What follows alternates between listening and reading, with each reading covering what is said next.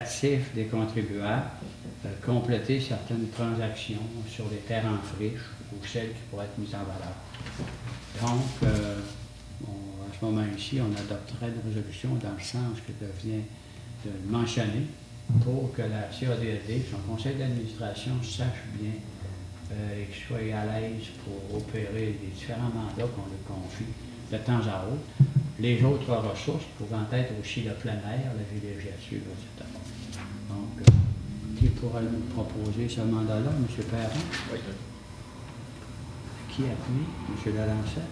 Est-ce que tous les membres du conseil sont trop pertinents de faire ça? 14.1, donc, il y a eu une invitation du réseau muséal. Il y a un groupe de travail sur l'avenir du réseau muséal du ministère de la Culture qui a été créé. On a été sollicité pour présenter un mémoire. La municipalité n'avait pas la maîtrise complète de tous les enjeux, c'est qu'on a demandé à la Corporation du Moulin des Pionniers de préparer un mémoire. On l'a regardé, fait notre affaire.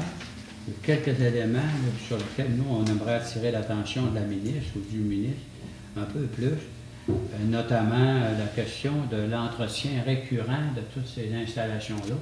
Nous, on favorise le bois. On sait que le bois, ça s'oxyde sur un horizon de 10 à 15 ans.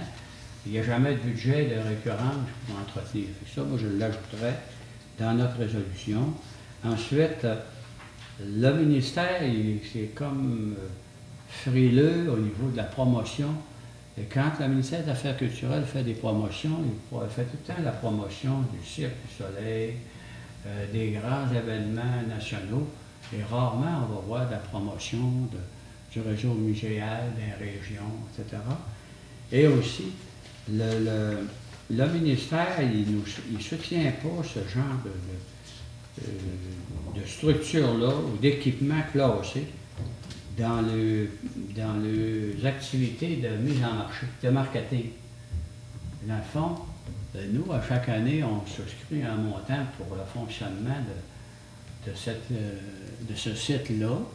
Le ministère fournit un budget pour le fonctionnement, mais il n'y a pas rien pour faire la promotion, pour faire la mise en marché du produit patrimonial. Fait que dans notre correspondance en appui du mémoire, comme la Corporation du Moulin des Pionniers n'en fait état, on va renchérir là-dessus et on adoptera une résolution dans le sens que je viens de mentionner. M. Simard, vous avez Oui, je vais l'appuyer. OK. Je vais la proposer, c'est-à-dire. OK. Madame Gagnon, ça va pas? M. Perron aussi? Parfait. Good. Et donc, Madame Gagnon, pouvez-vous nous indiquer qu'est-ce que c'est la structure RIME? C'est regroupement indépendant. Je suis plus capable de mettre la main sur le terme, puis émergence. Regroupement indépendant des musiciens en émergence? Oui, ça serait-tu les oui, musiciens? c'est musiciens. Okay. À la gang, on va finir par l'avoir. Ouais. OK, alors eux, ils font la promotion. En fait, là, ils ont créé une corporation qui s'appelle la Coop La Boîte à musique. Puis ils ont créé un projet qui s'appelle RIM. Donc, ils ont sélectionné 4 municipalités dans lesquelles ils pensaient qu'ils pourraient mettre de l'avant des programmes intéressants au niveau artistique et culturel. Notre municipalité fait partie de ces 4 municipalités-là. On a le droit à 2 spectacles, c'est ça? Oui. Et en fait, il y a une stratégie gagnant-gagnant là-dedans, dans la mesure où on a un certain niveau de participation au niveau de l'assistance. Nous, en autant qu'on atteindrait 200 personnes lors de la présentation, on est sûr de rentrer dans nos frais. Puis il y a une partie là, de la logistique, de l'organisation qui est faite par le groupe RIM. Oui. Puis nous, on a une contribution à faire au niveau de la vente, un effort à faire au niveau de la vente des billets, puis au niveau de la logistique, pour aider les techniciens à venir installer les équipements, puis les raccordements, on fournit la salle, etc. En plus, donc eux, ce qu'ils proposent un artiste invité, dépendamment des disponibilités, parce que vu qu'ils sont émergents, ils sollicitent un peu de mentorat de certains artistes pour venir les aider. Donc, il y a un artiste qui est présent, et en même temps, nous, on est invités à soumettre des personnes qui sont émergentes dans notre milieu, qui pourraient se faire valoir. on a identifié 3 ou 4 à ce moment-ci. On va inviter aussi les gens de Normandin puis de Saint-Félicien qui pourraient avoir des artistes émergents à joindre à cette équipe-là. Et au moment où on se parle, normalement, on serait supposé de faire cet événement-là le 21 septembre, mais on va peut-être le regarder demain. Mais ce soir, on pourrait comme autoriser le principe, quitte à finaliser la question de la date et de l'artiste invité, comme on a discuté entre nous. Mais on pourrait comme autoriser un budget de 2500 qui sera remboursable avec les recettes de la vente des billets, autoriser la directrice générale à signer les documents nécessaires, et je préciserai que dans les documents, là, en fait, on pourrait comme considérer que ça prendra un contrat entre la municipalité puis le groupe RIM pour être bien sûr qu'on est cadré adéquatement au niveau administratif et financier et juridique. Et il y a tout le temps des questions d'assurance là-dedans. C'est mieux d'avoir un contrôle, même si ce n'est pas très élaboré. Là, donc à ce moment-ci, on autoriserait là, à participer à ça, dans le but d'encourager la culture, puis les artistes locaux, puis les artistes émergents. On a eu un bel exemple lors du Festival des camionneurs. En fait, on avait 2 groupes émergents là, qui ont rempli l'aréna 2 fois de fil, dans le fond. Donc, c'est un beau geste à poser. Donc, ça prendra une proposition. Je propose Mme ça. Gagnon, qui appuie. Appuyé.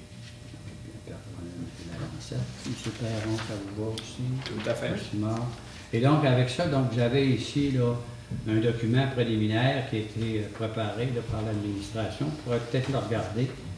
S'il y a des choses que vous voudrez bonifier, vous pourrez nous dire. Puis là-dessus, on a, à ce moment ici, on a identifié là, comme 3 artistes locaux à la section 9. Si des fois vous en connaissez d'autres, vous pourrez communiquer avec Mme Gagnon. Et donc, ça réjouirait ce dossier-là. Ça serait comme réglé. Le dévoilement de la mosaïque, on l'a fait tout à l'heure. Piste cyclable, protocole d'entente, alors j'en ai parlé un peu tantôt. On a fait, vous savez, ça fait 14 ans qu'on revendique d'être relié à la véloroute des Bleuets. On a décidé de procéder dans une entente entre la ville de Saint-Félicien et la municipalité de la Dorée. Cette intervention-là a été possible grâce à l'avis municipal qu'on a émis en regard là, du schéma d'aménagement pour la question là, du plan de développement du jardin zoologique, mais aussi du développement de notre zone industrielle. On a fait une entente avec la ville de Saint-Félicien. Donc, ce qui est proposé à ce moment-ci, c'est que ce projet-là serait brisé en 3 phases. La phase 1, ça va être d'arriver à un tracé définitif, parce qu'il y a quelques propriétaires avec qui les négociations ne sont pas complétées. Donc, dans le mandat initial qui va être donné à la CADAD, il y a le tracé. Par la suite, une fois que le tracé va être précis et déterminé, on a une entente avec la ville de Saint-Félicien qu'eux, ils ont à leur disposition des ingénieurs civils. Ils vont pouvoir faire les plans et devis, incluant le concept de la passerelle qui va être nécessaire pour traverser la rivière au saumon du côté de Saint-Félicien. Et finalement, le 3e volet, la 3e phase va consister à faire l'immobilisation. Comme les plans et devis ne sont pas faits, comme le tracé n'est pas arrêté, on n'est pas en mesure à ce moment-ci d'établir la quote-part de Saint-Félicien et la quote-part de la Dorée. Cependant, on a convenu que la phase 1, qui est de 15 900, pour laquelle la coopérative de la Rivière-au-Saumon a déjà fait un offre de service, hein, M. Simard? Oui. 15 900. On s'est entendu que la ville de Saint-Félicien, qu'on partagerait 50-50, que chacun des municipalités mettrait 10 qui fait 790, je crois. 795, oui. 795, donc nous, on va mettre 795. La ville de Saint-Félicien va mettre 795. Le projet va être déposé demain soir à la MRT dans le cadre du programme de mise en valeur du réseau du régime forestier, donc pour le 15 900. L'autre des travaux techniques dont on parle, les plans et devis, génie civil, concept d'une passerelle, va être fait par Saint-Félicien, évalué à ce moment-ci aux alentours de 34 000. Et selon les estimés, là, on a actualisé les prix là, pour l'excavation, puis les remblais, puis la pierre, la poussière de pierre, aux alentours de 600 000, ce qui va faire que ça nous fera un projet pour relier le Moulin des Pionniers et le CCBB aux alentours de 650 000.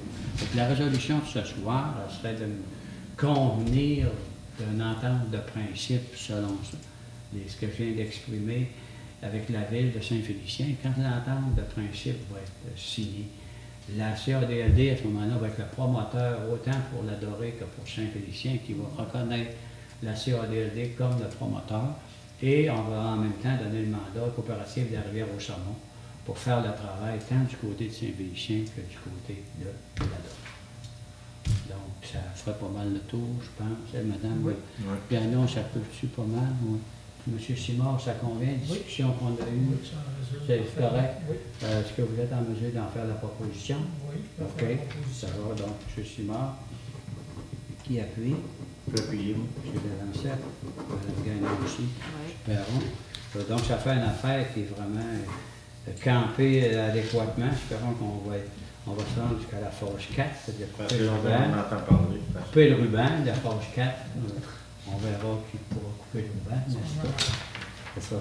Et dans les affaires nouvelles, on a maintenant depuis 2 ans des demandes d'intervention pour l'entretien et la mise à niveau là, de cours d'eau dans notre municipalité. Les cours d'eau, au niveau des compétences, sont une compétence du niveau de la MRC. La MRC a fait une réglementation en regard de l'entretien des cours d'eau. Cependant, il y a une partie de ce règlement-là qui est imprécis eu égard au financement des travaux. Et donc, on a la Ferme Horizon qui a fait des demandes, puis on a Yvon Delisle qui a obtenu la signature de 4 producteurs sur 5 pour certains cours d'eau qui traversent à la fois ses terres à lui, mais la terre de d'autres propriétaires. Et là, il y a une ambiguïté en ce qui paye. Alors, la municipalité de la Dorée n'a pas de mandat d'entretien de cours d'eau sur des terres privées à ce moment ici. Selon l'interprétation qu'on en fait, on a une autorité dans la mesure de dire oui, ce cours d'eau-là, il faudrait intervenir parce qu'il y a un risque pour l'intégrité physique des personnes ou pour l'intégrité des propriétés privées, et là, il faut intervenir. Comme, mettons, il y a un nucléus de castor, une érosion majeure qui pourrait emmener des glissements de terrain ou autre. Là, on est obligé d'intervenir. Cependant, si un agriculteur, depuis 15 ans ou 20 ans, il n'a pas procédé de façon récurrente à l'entretien des fossés qui irriguent ses surfaces à lui en termes de production agricole, bien là, à ce moment-là, on ne pense pas que ça appartient aux contribuables de la municipalité d'entretenir les fossés de chacun des producteurs agricoles. Cependant, il semblerait que la réglementation de la MRC est ambiguë là-dessus. Et qui paye? On ne peut pas arriver et commencer à intervenir dans un cours d'eau comme municipalité, sauf si c'est un risque ou une menace pour des contribuables ou des personnes. Et au risque, après ça, d'avoir utilisé l'argent des contribuables pour entretenir une terre privée. Alors donc, on va demander une rencontre avec la MRC à ce niveau-là. On va prendre une consultation juridique si c'est nécessaire. Et à ce moment-là, on va communiquer de façon définitive avec les demandeurs là, qui eux-mêmes considèrent qu'on, la municipalité, il semblerait qu'on ne prend pas nos responsabilités. Donc, on va prendre nos responsabilités. On va prendre des responsabilités qui nous appartiennent. On va clarifier qu'est-ce qui nous appartient, qu'est-ce qui appartient aux producteurs. Puis par la suite, on va acheminer cette opinion-là ou cette prise de position-là à la MRC. Et si la réglementation de la MRC est ce qu'on appelle ultra-virale, c'est-à-dire qu'elle dépasse les mandats qui lui sont octroyés en vertu de la loi, on verra qu'est-ce que ça veut dire pour nous, puis qu'est-ce que ça veut dire pour la MRC, puis qu'est-ce que ça veut dire pour les producteurs, puis on communiquera formellement la position, et on espère pouvoir passer à travers ça d'ici le mois d'août. Je voulais l'exposer. On ne passera pas de résolution nécessairement là-dessus, mais on va certainement se mettre en correspondance formelle et on préparera les documents appropriés. On copiera les producteurs et s'il faut, on copiera le ministère des Affaires municipales, mais c'est un élément sur lequel il faut qu'on arrête de tergiverser à ce moment-ci. Et en ce qui a trait à ce dossier-là, on pourra faire le suivi, Mme Gagnon et moi. Vous êtes d'accord? Puis on vous tiendra au courant ou on vous enchaînera les copies appropriées. Et il y aura une période de questions. Et je peux faire une motion de félicitations. Oui, oui, c'est vrai, dans les affaires nouvelles à 16.2. Donc, une motion de félicitations au festival. On va l'articuler de façon substantielle pour mettre tous les qualificatifs que chacun de nous on a identifiés. Et par la suite, on pourrait, comme l'avait l'Assemblée, n'est-ce pas? Merci beaucoup. Merci.